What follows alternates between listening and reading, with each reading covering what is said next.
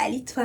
C'est parti pour le bilan de lecture de l'hiver. Enfin pas tout à fait de l'hiver entier en réalité puisque j'englobe uniquement les mois de janvier et février. Ces 2 derniers mois du coup j'ai lu 13 livres pour un total de 5653 pages lues. Et on va commencer en te parlant des graphiques que j'ai lus cet hiver. Donc j'ai lu tout d'abord La naissance en BD de Lucille Gomez et aux éditions Mama. Du coup en fait c'est un livre dans lequel l'autrice nous partage son expérience sur ses accouchements notamment et essaye de nous parler du super pouvoir de notre corps lorsqu'on est enceinte. Du coup, elle nous explique comment ça se passait avant que les naissances soient super médicalisées, à quel point en réalité on a l'impression qu'on a besoin de tout le corps médical pour pouvoir donner naissance, alors qu'en fait c'est le truc le plus naturel du monde et que ça fait, depuis la nuit des temps, les femmes ont réussi à accoucher toutes seules parce que sinon l'humanité serait morte. À quel point on a fait en sorte que les femmes aujourd'hui, dans la société actuelle, pensent ne pas être capables d'enfanter toutes seules alors que la nature leur a donné tout ce qu'il faut pour et qu'en fait on les infantilise. Alors je trouve que c'est une BD extrêmement intéressante si vraiment c'est des questions qu'on ne connaît pas. C'est vrai que ce tome-là ne m'a pas appris énormément de choses. Et ça m'a appris un petit peu quand même, puisque j'étais déjà renseignée sur le sujet de base. J'ai pas trouvé une plus-value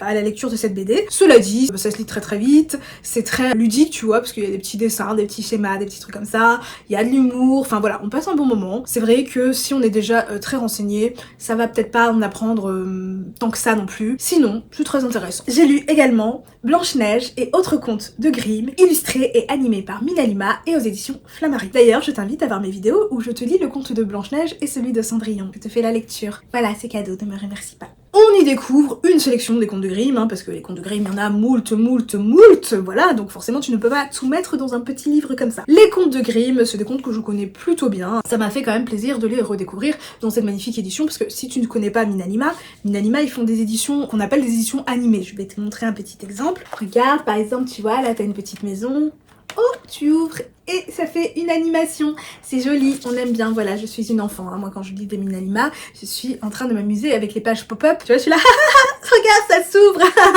Une enfant. Donc bien sûr, j'ai beaucoup aimé l'édition, enfin je le dis bien sûr, mais en fait j'avais pas trop aimé les animations et les illustrations du livre de la jungle par exemple. Mais par contre les autres que j'ai lus, oui, et celles de Blanche-Neige sont très bien. En ce qui concerne les contes, eh bien heureusement pour nous, la morale de beaucoup de contes est quand même datée. Sinon ce serait vraiment, si t'es un mec, ton but dans la vie c'est d'aller sauver des demoiselles en détresse. Si tu es une fille, ton but dans la vie c'est d'être gentille, mignonne et de te marier. Heureusement, ce n'est...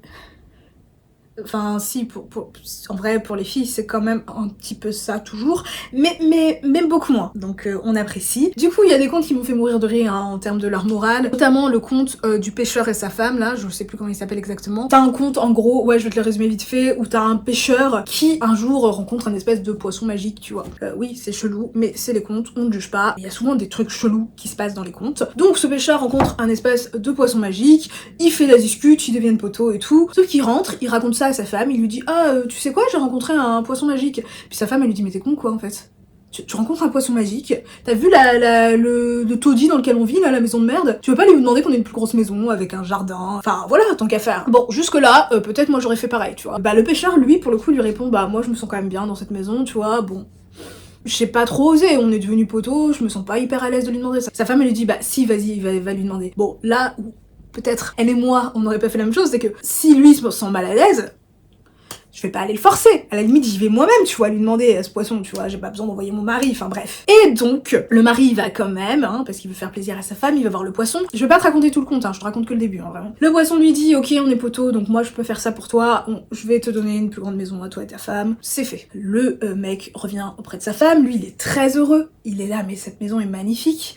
sa femme elle est en mode ouais bon on aurait pu avoir mieux tu vois, pourquoi tu me demanderais pas un petit château? Voilà, un petit château, c'est pas mal un petit château. Et là, la femme et moi, on n'a plus rien en commun, voilà, puisque la femme est une connasse. Et bref, je te laisse découvrir ce conte si jamais tu lis celui-là. Il y a aussi un conte avec un prince grenouille, qui m'a fait beaucoup rire aussi parce que je trouve la madame complètement bête. Il y a plein de trucs hyper intéressants à découvrir. Si tu connais pas les contes de Grimm, franchement, quel meilleur moyen de les découvrir avec cette magnifique édition. Sachant que je tiens à préciser qu'en plus, ils ont pris le parti pris de mettre de la diversité dans les illustrations, c'est-à-dire que dans la plupart du conte, les personnages ne sont pas décrits physiquement. Ce qui fait que finalement, tu peux les illustrer vraiment comme tu veux. Ils ont aussi pris le parti pris d'illustrer les personnages avec une peau noire, une peau hâlée, bref, ils ont pas fait que des blancs. Et c'est plutôt cool. J'ai lu également cet hiver Watchmen d'Alan Moore et Dave Gibbons aux éditions Urban Comics. Alors Watchmen, c'est extrêmement connu, tu vois, c'est l'intrigue intégrale hein, que j'ai, qui comporte 5 tomes si je dis pas de bêtises, mais je vais quand même raconter de quoi ça parle malgré tout. Au début de l'histoire, il y a un mec qui est retrouvé assassiné au milieu de la rue. Il se trouve que ce mec-là était un ancien justicier masqué qui appartenait à un groupe de super-héros qu'on appelait les Watchmen, et un autre mec masqué qui a cru qu'on était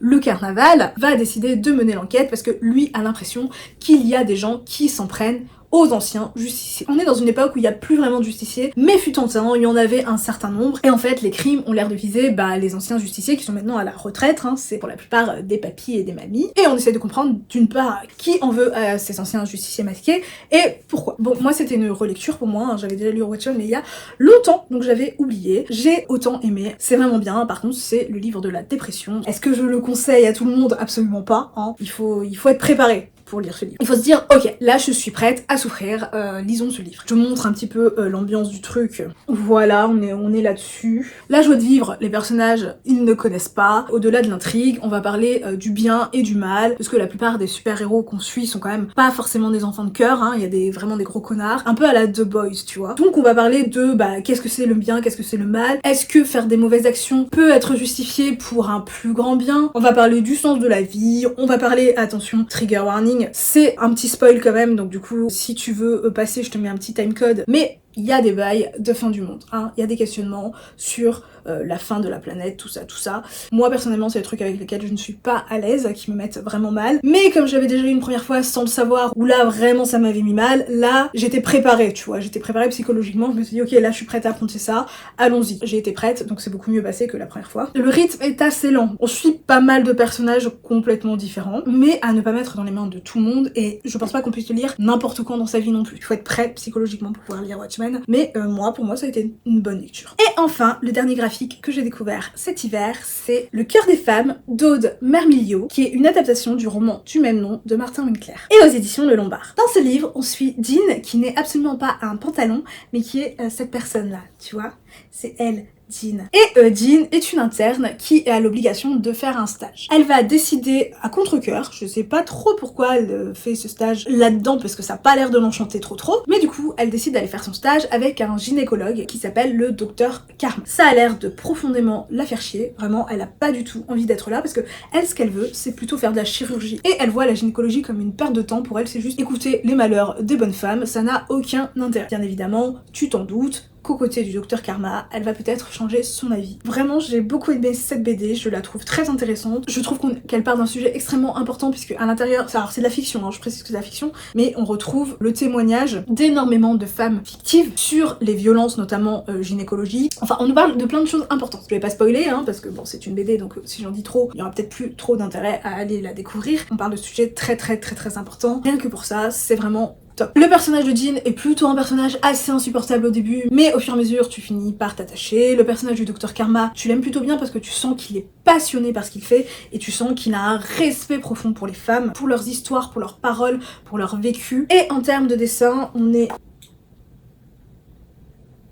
sur quelque chose comme ça qui est assez simple, pas des images qui vont me marquer pour le coup, contrairement à l'histoire, mais c'est appréciable. Il se passe un truc, une espèce de révélation, et c'est vrai que ça va très vite dans la BD. Je me dis que là, probablement dans le roman, ça doit prendre beaucoup plus longtemps à ce niveau-là. Mais en dehors de ça, si tu as lu le roman, je veux bien savoir c'est quoi la différence en termes d'intrigue entre le roman et la BD, alors sans spoiler non plus, juste me dire si ça vaut le coup que je lise quand même le roman si j'ai lu la BD. On va passer maintenant au one-shot que j'ai découvert ce mois-ci. J'ai découvert Danse avec les lutins de Catherine Dufour et aux éditions du Livre de Poche. On va dire qu'on y suit plusieurs créatures magiques, disons qu'elles ont du mal à vivre ensemble, hein. Il y a beaucoup de racisme envers les créatures magiques, les uns pensent que les autres sont des sauvages, enfin tu vois le bail. Et le truc c'est qu'au milieu de tout ça, hein, de ce climat de racisme au sein de la communauté de ces créatures magiques, il y a un moment quelqu'un qui va décider de faire péter une bombe, et qui va être un peu l'élément déclencheur d'une réflexion de pourquoi le racisme, pourquoi on n'apprend pas à vivre avec l'autre. C'est très divertissant, c'est très drôle, il y a plein de jeux de mots, ça peut faire penser à du Terry Pratchett, donc tu vois un peu de l'humour avec des créatures fantastiques, et on t'explique pourquoi toutes ces créatures, chacune des créatures qui peuplent cet univers,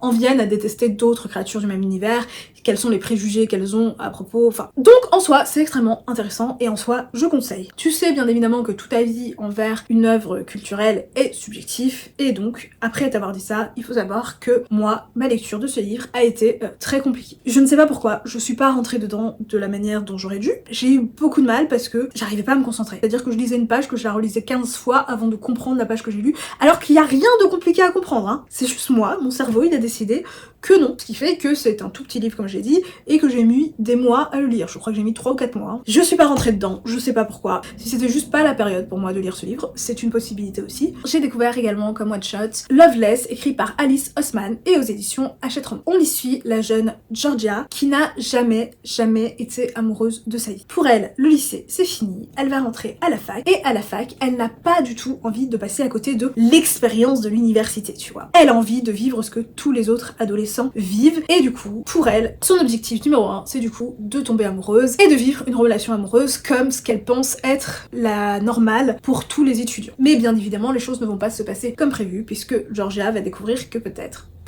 elle est asexuelle et aromantique et que du coup, peut-être que tomber amoureuse, finalement, ça n'arrivera jamais pour elle. Je conseille à, d'une part, tous les adolescents qui se cherchent et également à tous les adolescents qui ne seraient pas renseignés sur des orientations sexuelles autres que l'hétérosexualité, tu vois, parce qu'il en existe plein et que l'aromantisme et la sexualité, c'est des orientations sexuelles qui sont peu connues. Pour ça, c'est vraiment formidable. Reste que, si je parle uniquement de la qualité du livre en tant que tel, et si je parle pas du sujet de fond, j'ai trouvé que ça restait un livre jeunesse contemporain très classique. Ce qui fait que moi, je n'ai pas été emballée plus que ça, parce que j'ai l'impression de connaître ce truc-là très bien, et donc ça m'a pas emporté plus que ça. Il y a des trucs de quiproquo que je déteste, ils sont là, tu vois, on aurait pu les éviter, mais ils sont là. Par contre, j'ai beaucoup aimé les personnages, hein, tous les personnages, Georgia, tous les personnages qui l'entourent, c'est des personnages très attachants, j'ai trouvé. Donc j'ai bien aimé, mais j'ai trouvé que c'était un jeunesse très classique. Après, ce n'est pas une critique, ça veut juste dire que moi, ça va pas être dans mes lectures préférées, parce que j'avais envie de lire autre chose. Par contre, je trouve que c'est un très bon choix de la part d'Alice Oseman par rapport au public visé, donc un public plutôt jeunesse, adolescent, tu vois. Je trouve que c'est un très bon choix d'avoir pris le parti pris de justement raconter une histoire qui parle de la sexualité et d'aromantisme et de différentes orientations sexuelles, puisqu'on n'aborde pas que ça, et qu'il y a d'ailleurs différentes représentations au sein de ce livre de l'aromantisme et de la sexualité. Là aussi c'est cool parce que quand on n'a qu'une seule représentation, des fois c'est un peu compliqué parce que tout simplement chaque personne vit les choses différemment, donc c'est intéressant de voir plusieurs personnes avec la même orientation sexuelle qui ne vivent pas les choses de la même façon. D'offrir déjà aux personnes concernées un livre avec les codes tout à fait classiques des livres jeunesse qui parlent d'eux et où on va pas essayer de faire autre chose que ce qui est déjà fait, mais juste la différence ça va être que là on parle d'eux et qu'on n'est pas sur une relation hétérosexuelle. Juste ça fait une énorme différence dans le paysage et c'est un très bon choix qu'elle a fait. C'est juste moi avec ma sensibilité du coup, j'ai déjà lu ce type de livre et j'aime pas quand il y a des quiproquos en voiture en voilà. Surtout des trucs où en fait en 2 secondes et demie les choses auraient pu être réglées, en fait ça l'est pas parce qu'on est sur quiproquo sur quiproquo sur quiproquo. En fait ce que je peux dire c'est que pour moi Loveless est une lecture importante quand on n'est pas du tout renseigné sur les sujets. Je pense que ça peut faire ouvrir les yeux à beaucoup de personnes, notamment de jeunes personnes, et rien que pour ça, Loveless est vraiment très bien. Et donc, le dernier one-shot découvert ce mois-ci, c'est La vie invisible d'Adier Larue, écrit par Vie et Schwab et aux éditions Lumel. On est en 1714 et la jeune Adeline doit se marier. Elle a absolument pas du tout envie de se marier puisque elle rêve de liberté. Malheureusement, en 1714, c'était assez courant de forcer les gens à se marier. T'avais pas ton mot à dire quand tu étais une femme, il fallait que tu fermes ta bouche.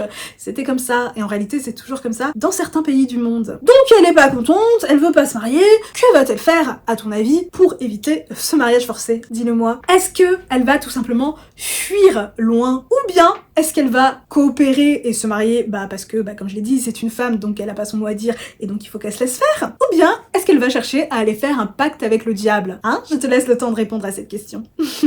Eh bien, c'est le pacte avec le diable qu'elle va choisir, bien évidemment. Qui n'aurait pas choisi cette solution? Bon, moi j'aurais pas pris cette solution personnellement, parce que c'est toujours un peu risqué de faire des pactes avec le diable.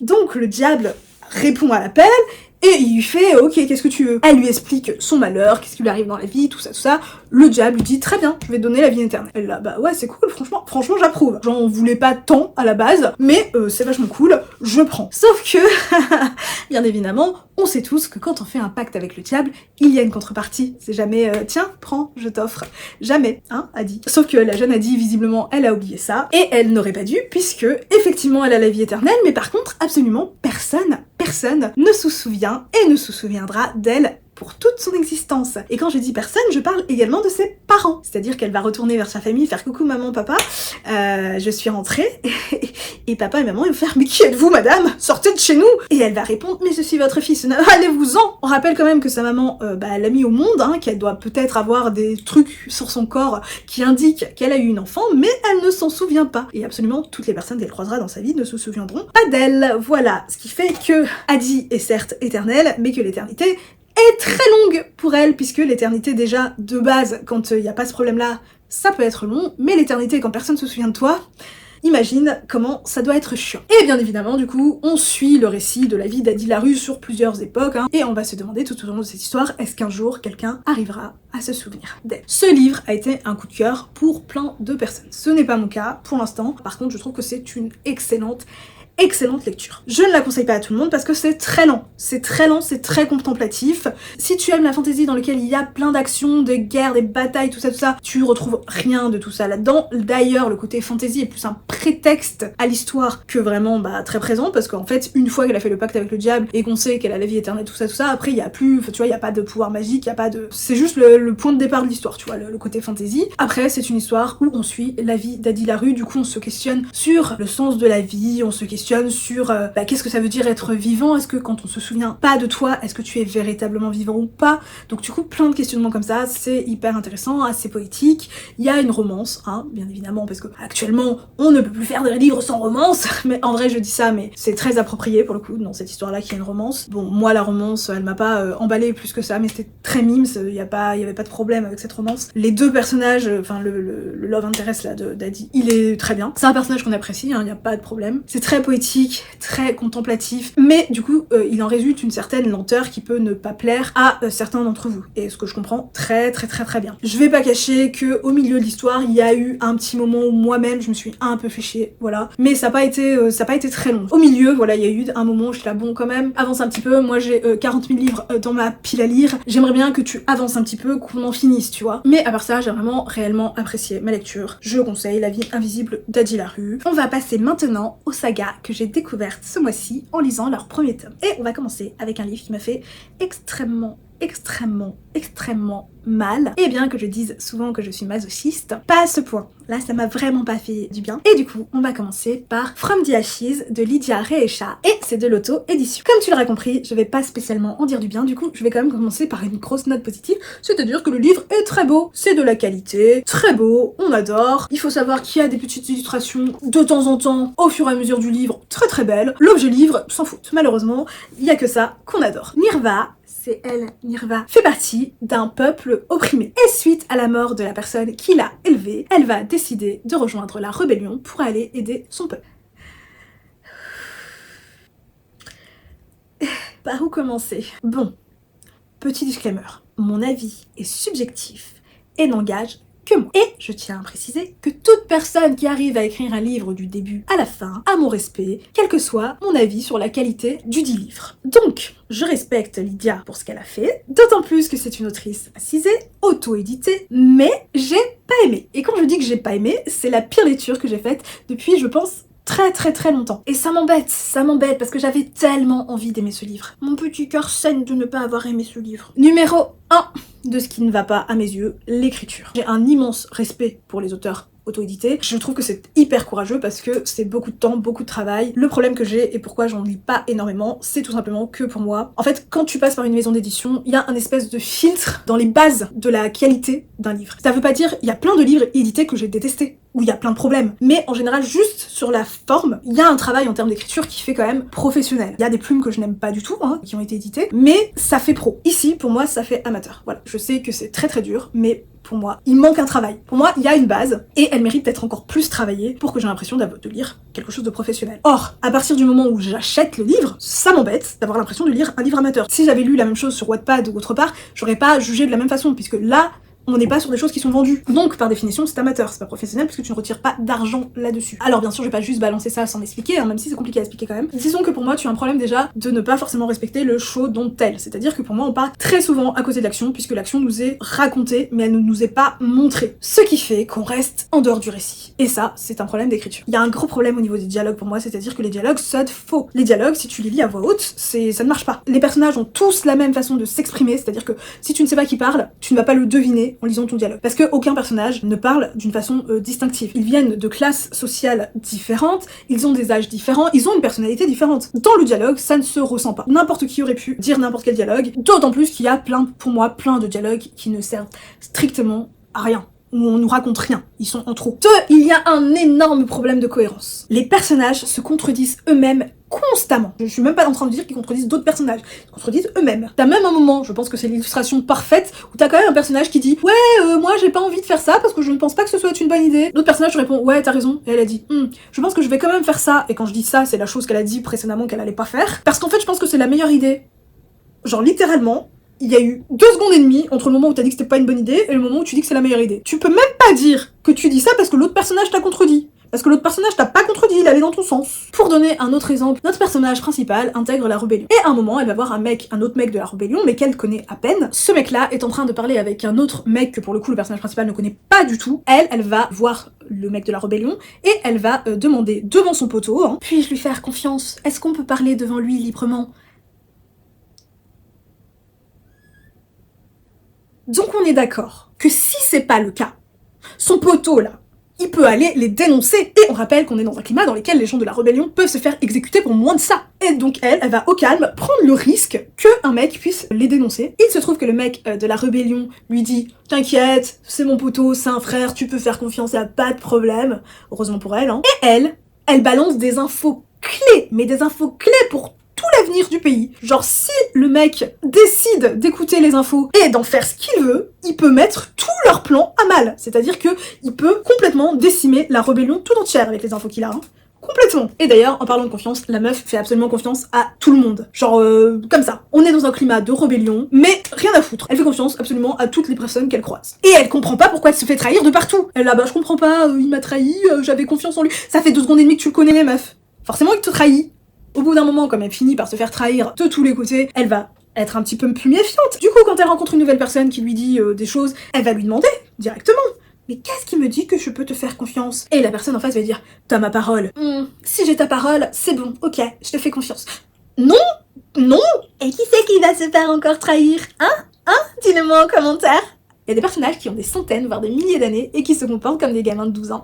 Il y en a d'autres qui ont un plan qui est monté depuis moult, des années, tout ça, et puis en un claquement de doigts, ils changent d'avis, on sait pas pourquoi. Il y a des personnages qui disent « On est avec toi si tu fais ça ». La meuf fait ce qu'on lui demande de faire, du coup ils sont là « Ouais, on est avec toi, t'as fait le truc qu'on t'a demandé de faire ». Et puis, quelques heures plus tard, reviennent et disent « Finalement, on a décidé, on était avec quelqu'un d'autre ». Il se passe un truc, elle a besoin d'avoir le soutien de certaines personnes très très vite, et c'est le cas, elle obtient ce soutien-là. Les gens en question justifient de la suivre aussi rapidement, parce que pour eux, ils suivront la chose qu'elle incarne, quelle que soit la personne qui incarne cette chose. C'est-à-dire que ils vont suivre de toute façon. Soit. Déjà, moi je suis pas très d'accord avec ça, mais soit.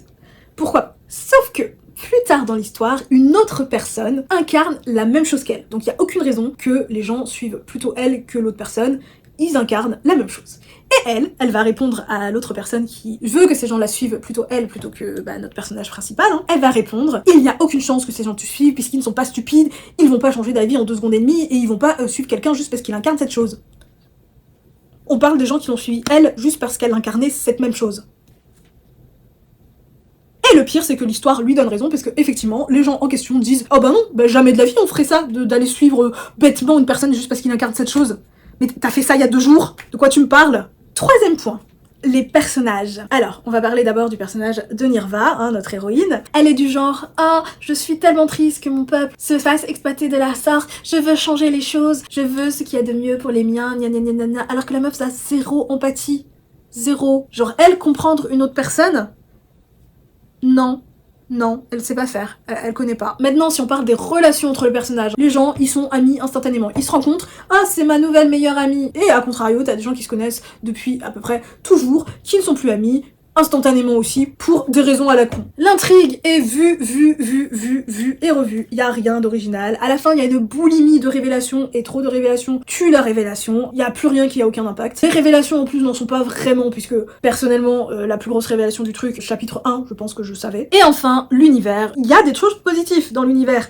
Ah, attention, il y a des choses positives.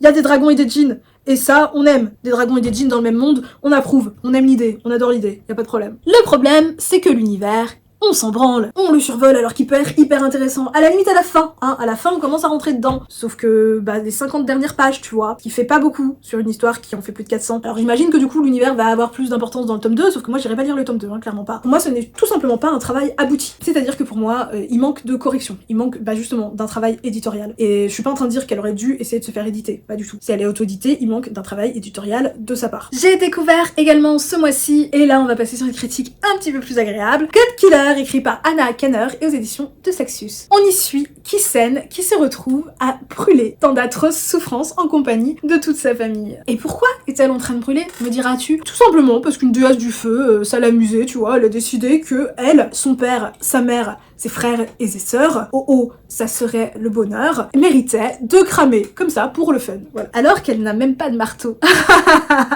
Oui, ma blague est nulle, mais ne me juge pas s'il te plaît. Malgré tout, la petite Kisen et son papa arrivent quand même à échapper aux flammes. Juste eux, hein, tout le reste de la famille crève, hein, décède, tout ça, ils les laissent, hein, ils les abandonnent. Ce qu'on comprend, parce qu'il faut bien qu'ils sauvent leur propre vie, les autres, c'est fini pour eux. Et ils réussissent à s'enfuir, mais Kisen reste dans un état complètement critique. Et est-ce que son papa va aller voir un médecin? Non. Pourquoi faire dans un monde où il y a plein de dieux et de déesses? Donc il préfère aller voir une autre déesse, hein, rappelons que c'est l'une d'entre elles qui les a mis dans cette situation de merde. Du coup il va voir la déesse de l'eau, il va lui demander « Meuf s'il te plaît, est-ce que tu voudrais pas sauver ma fille ?» La fille en question qui scène, elle est là « Non, moi c'est très peu pour moi. » Papa insiste et la déesse dit « Oui, y a pas de problème, par contre...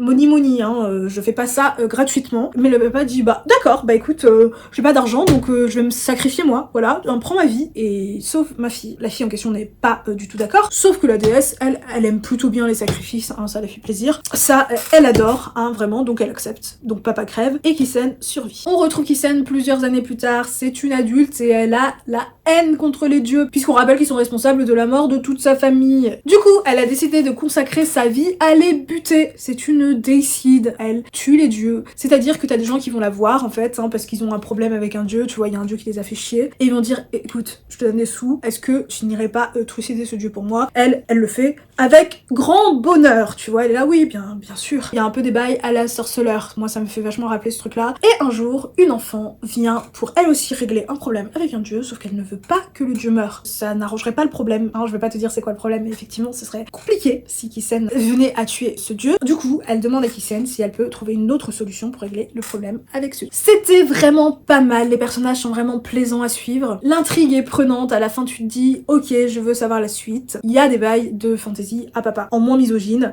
et ça on aime. J'ai peut-être un petit bémol au niveau de l'écriture. Dans les premiers chapitres, j'ai eu un peu de mal à rentrer dedans, je pense à cause de l'écriture, parce que l'histoire m'intéressait pour le coup déjà dès le départ. Je saurais pas dire à quel point, si c'est la traduction ou pas la traduction, et c'est surtout un sentiment que j'ai eu vraiment que au début, c'est-à-dire que après, c'est passé tout seul. Après, ça m'a vraiment plu. J'ai complètement oublié ce truc-là, donc je sais pas si c'est parce que c'était au début et après, il y avait plus, ou parce que je me suis habituée. C'est possible que ce soit ça aussi. J'en sais rien. Je sais qu'il y a des gens qui ont abandonné à cause de l'écriture. Je le comprends. Mais dans l'ensemble, ça m'a plu et j'ai envie de lire la suite. Et le premier tome de saga que j'ai découvert, c'est le premier tome de La Guerre des Cœurs Zécarés, l'Ivresse de la Guerre, écrit par Carissa Brockband et aux éditions Bookmark. On y suit Tissaana qui a été réduite en esclavage. Du coup, elle vit dans la maison de son maître, mais elle a décidé qu'elle allait racheter sa liberté. Pour ce faire, elle fait pas mal de spectacles, en fait, parce qu'elle a des pouvoirs magiques qui lui permettent de faire voler des petits papillons. Voilà, c'est tout mignon, et elle fait ses petits spectacles avec ses papillons magiques. Voilà, on aime bien, c'est mignon. Et un jour, elle réussit à réunir la somme dont elle avait besoin pour acheter sa liberté, enfin en tout cas c'est la somme qu'elle avait négociée avec son maître. Elle récupère sa liberté et elle va décider de rejoindre les ordres qui sont une espèce d'organisation militaire de mages pour pouvoir, enfin son but à elle c'est qu'il n'y ait plus d'esclaves. Le problème c'est que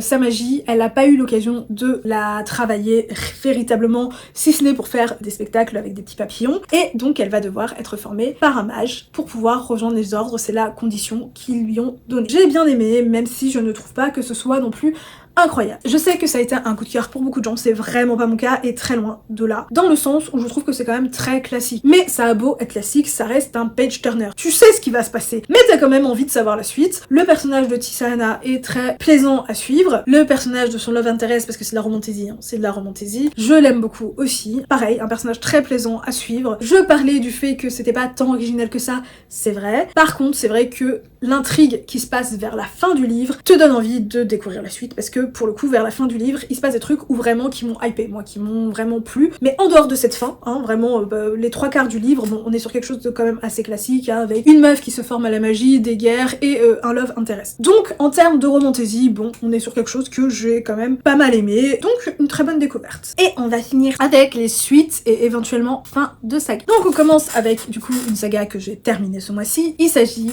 de La Promesse du Dragon, écrit par Elisabeth Lim et aux éditions Rajo. Comme d'habitude, en ce qui concerne les suites de saga, je ne vais pas te faire de résumé. En gros, c'est une fantasy jeunesse inspirée de la mythologie asiatique. J'avais plutôt aimé le tome 1, je trouve que le tome 2 est à la hauteur du premier tome. C'est tout doux, mignon, il y a des dragons, de l'action. Bon, notre héroïne, Shiori, est juste en danger de mort à chaque seconde de cette histoire. Genre tout le monde veut la buter, la pauvre enfant, alors qu'elle a absolument rien demandé. Mais c'est quand même tout doux. Il y a une petite romance qui est, ma foi, toute mignonne, on aime bien, dans laquelle il n'y a absolument aucun problème de communication. Et ça, on aime, parce que c'est vraiment rare. Et la communication, c'est la base dans un couple. Là où j'ai quand même peut-être une petite préférence pour le tome 1, c'est que je trouve que dans ce tome 2, il y a un peu un ventre mou. En dehors de ça, globalement, quand même, c'était bien. Je déconseille uniquement à tous ceux qui n'aiment pas la fantasy jeunesse, parce qu'on n'est pas sur du young adulte, hein, c'est vraiment du jeunesse. Ça se lit très bien par des adultes qui vont aimer la fantasy jeunesse pour le coup, mais si c'est quelque chose pour lequel tu es hermétique, ce que je peux comprendre très bien, ça va pas te plaire. Je le conseille vraiment par contre aux ados parce que c'est hyper positif, et puis en plus dans la fantasy jeunesse, c'est quand même assez rare d'avoir des récits inspirés de la mythologie asiatique, et du coup bah c'est autre chose qu'ils vont découvrir, et du coup ça c'est très très bien, on aime. J'ai également fini la duologie de La Ville sans vent, écrit par Éléonore de Villepoix et aux éditions Hachette Roman. Je vais absolument pas rentrer dans les détails puisque j'ai fait une vidéo sur l'ensemble de la saga que je te mets en barre d'infos. En gros, j'ai bien aimé, même si j'ai trouvé que c'était un petit peu en dessous du tome 1, notamment parce que j'ai trouvé que l'intrigue était moins originale, hein, c'est beaucoup plus du déjà vu, alors que le tome 1, il y a pas mal de choses surprenantes dedans, beaucoup moins dans ce tome-là. Mais dans l'ensemble, c'est une très très bonne duologie jeunesse. Et enfin, le dernier livre que j'ai lu sur ces 2 derniers mois, c'est le 2e tome d'Angélion, écrit par Justine Tiffine et aux éditions Plume Blanche. J'avais beaucoup aimé le tome 1, c'était une de mes meilleures lectures de 2024, mais je le trouvais un petit peu trop introductif et manichéen. J'ai aimé plus encore ce tome 2. Pour le coup, on rentre complètement dans le vif du sujet, hein. Là, il n'y a pas de problème, on y va frontalement. C'est haletant et passionnant, il y a plein de révélations hyper intéressantes. La plupart, je les avais devinées avant qu'elles arrivent, mais ça n'a absolument pas gâché mon plaisir de les découvrir au moment où elles sont arrivées, hein. Donc ça, c'est aussi une force. On en sait un petit peu plus sur le grand méchant, et du coup, on apprend à connaître ses motivations. Pour moi, il reste malgré tout manichéen, hein. Je compatis avec ce qui lui est arrivé, ou moins, c'est triste, on est tous d'accord. Mais est-ce que ça justifie génocide et autres actes de cruauté?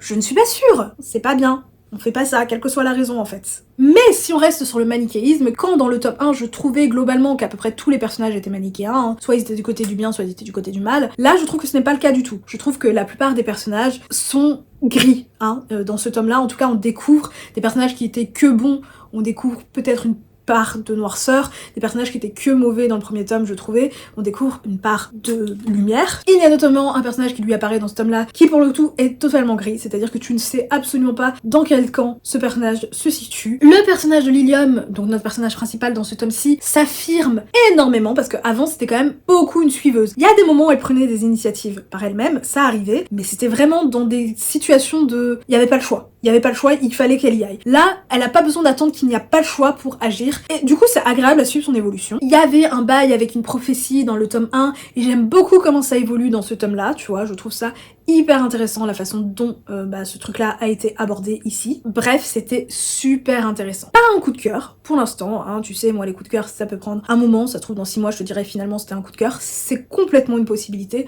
Pour l'instant, ce n'est pas un coup de cœur, par contre, c'est une excellente lecture. Donc, j'ai très hâte de découvrir la suite. Et voilà, cette vidéo interminable est à présent terminée. J'espère que cette vidéo t'aura plu. Si elle t'a plu, n'hésite pas à liker, à partager, à t'abonner et à commenter. Si tu ne sais pas quoi commenter, je suis pas inspirée, je n'ai pas trouvé un thème global, donc tu as qu'à commenter avec une pile de livres, voilà, hein, le truc basique. Et sur ce, des bisous.